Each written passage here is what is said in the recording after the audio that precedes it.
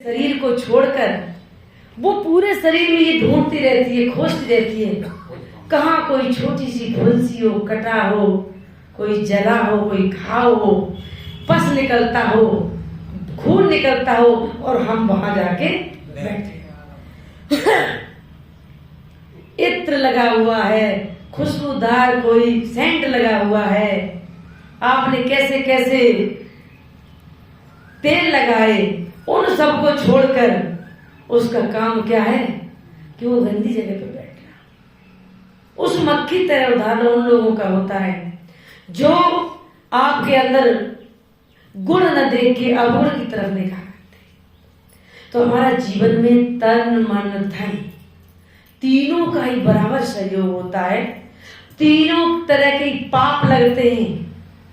कोई कहे कि मैंने उसको न तो हाथ से, थप्पड़ से, हथियार से मारा और न मैंने अपनी वाणी से कुछ कहा, लेकिन फिर भी वो व्यक्ति नाराज हो गया, तिरछा तिरछा जा रहा है, लेकिन मन से गाली दी, मन से उसका अहित सोचा, मन से तो उसे बिल्कुल मारने की प्लानिंग थी, वो तो आप में इतना साहस नहीं हुआ और कह रहे कि वो तिरछा तिरछा जा रहा है, क्योंकि मन ही मन का साक्षी है।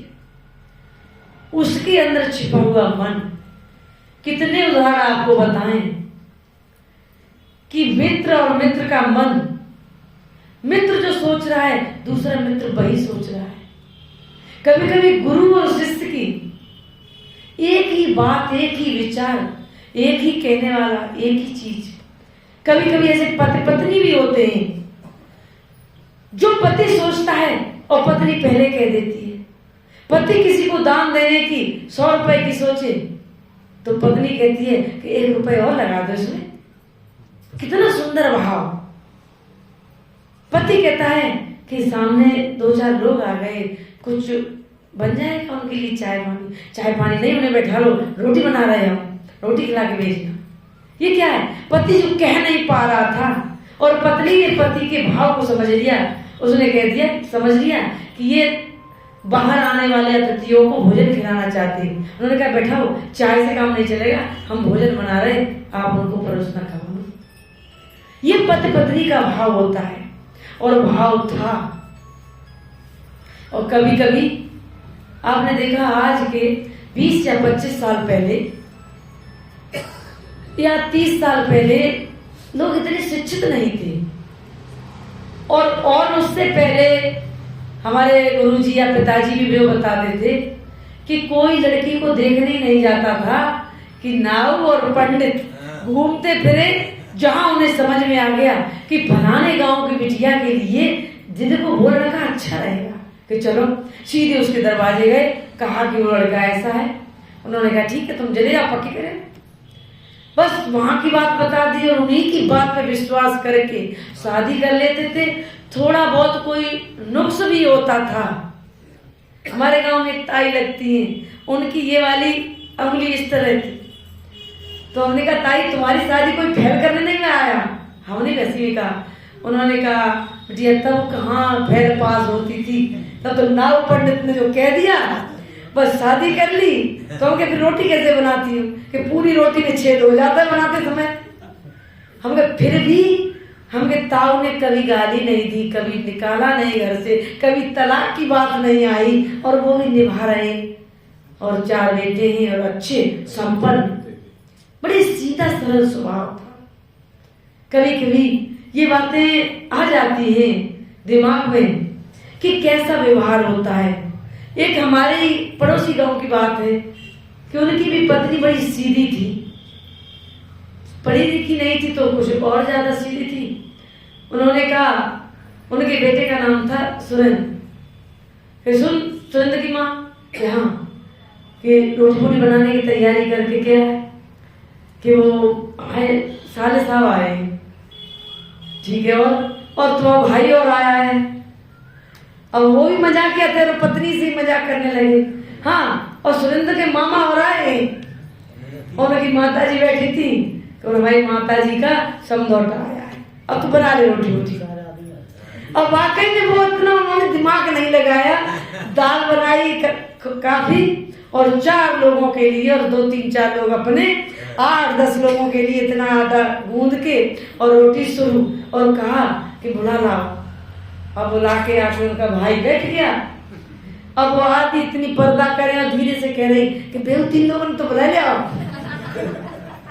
अब उनके पति ने कहा कि देख अब तुझे ही समझा रहे कि ये भाई अम्मा का समझौता है कि हाँ है, तेरा भाई है कि नहीं कि हाँ हाँ भाई है, हमारा साला है कि नहीं कि हाँ, और सुरेंद्र का मामा है कि नहीं कि हाँ है। तो फिर 4 लोग कहाँ से आ गए? अब तो वो बड़ी शर्मानी और हंसने लगी कि तुमने बताया ही इस तरीके से कि हम समझे कि 4 लोग हैं। तो ऐसे भी लोग थे कि घर परिवार में खाना पीना बनाते उठते बैठते इतना खुश और आनंद का माहौल होता था। और आज के किस्से सुना है?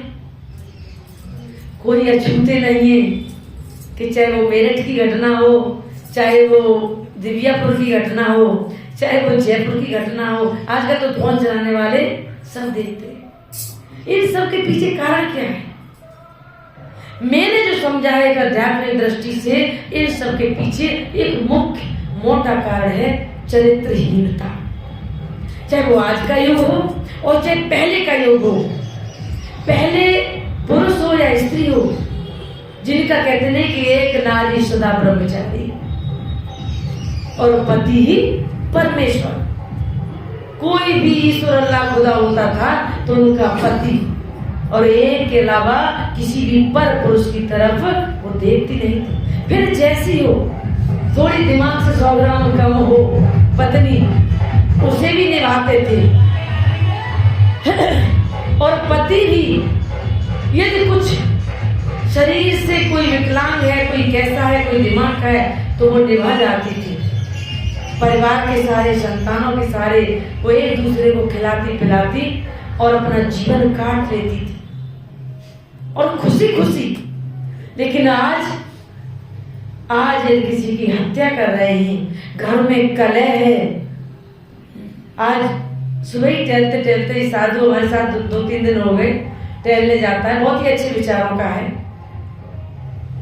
B.Ed BTC सब करने के बाद, और बिल्कुल दिमाग में आध्यात्मिक से भी ऊपर परे, हर चीज से परे है वो इसी अवस्था। तो चर्चा चल रही थी कि सांसारिक लोग उन किन चीजों में फंसे हैं, या जो विवाह करने के बाद भी और अपने मनोवृत्तियों को नहीं रोक पाते हैं, इच्छाओं को नहीं रोक पाते हैं और उस संसार में भटकते चले जाते हैं। और इसका यही कारण है कि हम अपने चित्त को शांत करें और थोड़ा आध्यात्मिक का सहारा लेके अपने जीवन को बड़ी आनंद के सहारे बिताएं।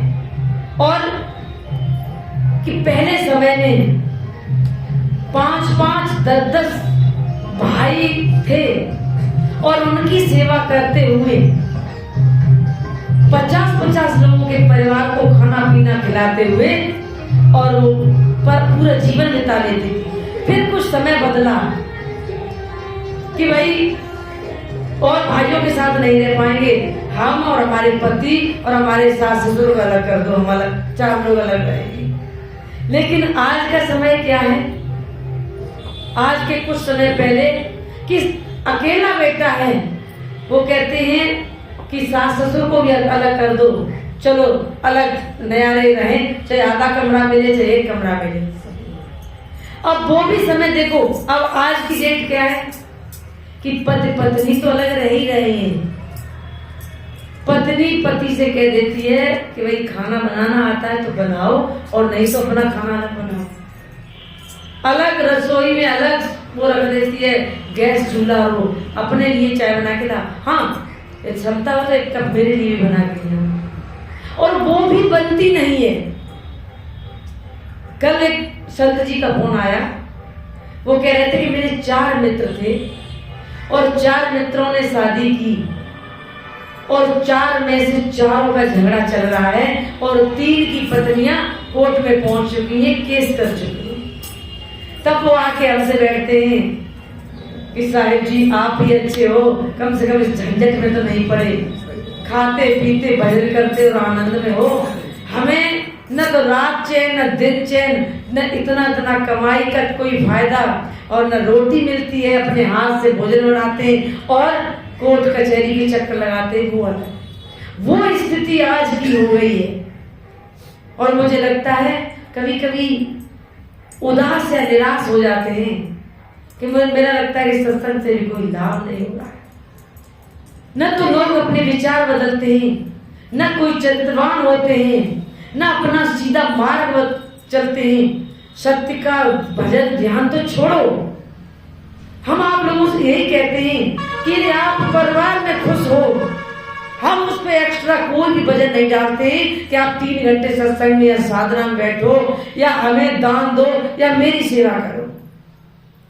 जिन परिवार में बच्चे माँ बाप की सेवा करते हो, बहुएं सास ससुर की सेवा करती हो, भाई भाई में प्रेम हो, परिवार के सभी सदस्य 24 घंटे में एक बार साथ बैठ के भोजन करते हो, अपने कमाई में मन लगाते हो, कोई घर में ऐमाल न करता हो, हम देख के इतने प्रसन्न हो जाते, अनायास मेरे हृदय से उनके लिए आशीर्वाद निकलता। उनको और कुछ ज्यादा कहते हैं तुम्हें क्या सीखने की इच्छा है। ऐसे हम बाहर भी जाते हैं, अन्य अन्य परिवारों में देखते हैं तो उनके परिवार की अच्छी स्थिति देख के बड़ा खुश होते हैं कि यही तो हम सिखाना चाहते थे और तुम्हारे यहाँ मिलता ही है। अब हमारा तो पूरी दुआ पूरा आशीर्वाद आपके लिए है। लेकिन कुछ समय पहले आपने देखा था, मेरे जानकारी में अभी भी 1-2 परिवार है, हमारे करेल के पास गांव है बनकटिया, बुजुर्ग पिता के 4 बच्चे हैं और बड़े बेटे की कम से कम 12 या 15 साल की बेटी होगी और 11 साल का बेटा है। और अभी भी पिता को जब गुस्सा आती है तो जूता फेंक के मार देते हैं। तो बेटा क्या कहेगा, पिताजी रुकना रुकना, हम थोड़ी पोजीशन ले लें। तो अब बड़ा हंसी की बात है कि कहीं मेज के पीछे छुप जाएगा, कहीं कुर्सी के पीछे, हाँ अब चलाओ जूता। अब उन हंसी के मारे पे जूता फेंक देते और गाली देते हुए निकल जाते हैं। और बस थोड़ी देर बाद कोई बात नहीं। नहाते समय सच बता रहे, 4 बेटे होंगे, 4 बेटे लगते हैं, कोई हाथ रगड़ता है, कोई पैर रगड़ता है, कोई सर पे बाल को लगाता है और रगड़ रगड़ के ऐसे करके नवाते पिताजी को आज के समय में। और कभी चलना तो दिखा देंगे। ऐसी भी संतानें हैं जो बाप से बैठ के चर्चा करते हैं, दिन भर की बात आके बताते हैं। ऐसा ही तो सुंदर खुशहाल परिवार चाहते हैं। यही मेरा सत्संग का उद्देश्य है। कभी किसी से ये नहीं कहते कि परिवार को छोड़ दो, माता पिता को छोड़ दो, और सीधा सहयोग कहते हैं। जो बच्चे या बच्चियां हैं शादी योग्य, माँ बाप से कहते हैं भाई इनकी शादी करो। माँ बाप ढील डालते हैं, उन बच्चों से पूछते हैं अकेले में कि भाई शादी की इच्छा हो तो बता देना, हम तुम्हारे माँ बाप से कह रहे हैं, लेकिन कोई गलत कदम मत उठा लेना।